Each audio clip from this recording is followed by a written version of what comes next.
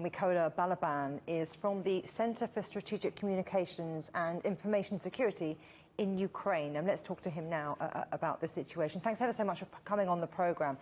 Well, first off, what's going on where you are, and how's your family?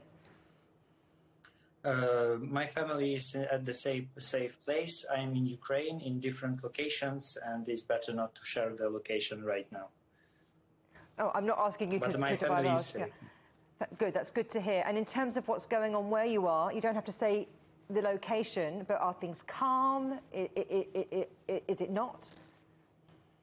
Look, there's things much less calm, but the sirens, the anti-aircraft sirens is like quite actively working, and this means the Ukrainian anti-air defense yes, also like working very good to shelter Ukrainian sky. But we desperately need the no-fly zone under Ukraine from the NATO, from the Western world, and from I think all civilized country, because Russia, as we presume, the next step of Russia, because they understand that now they couldn't defeat Ukrainian army in the field like in this blitzkrieg manner, but they will try to do something very similar that was happened in Aleppo in 2015, or like generally in Syria. So they will try to terror the Ukrainian population with the heavy bombing. You talk about strategy and how there should be, in your view, a no-fly zone. But what about reinforcements? What about things like the basics: food, water, power? How is it where you are? By so far, all this supply, Ukrainian society and state. I think it's the whole society respond, and the huge amount of volunteers and also governmental institutions. They right now they provide all necessary basic needs for those people, for Ukrainian cities, especially those that are on the zone, the frontline zone. You talk about volunteers, you talk about aid, and there's these humanitarian corridors that are being suggested to be set up. And will your family and friends leave the country? No, definitely I'm not. But I think it's very good option for people, for Ukrainian women with children, especially with the young children, and also in Ukraine among my colleagues, active veterans of Russian-Ukrainian war from 2014.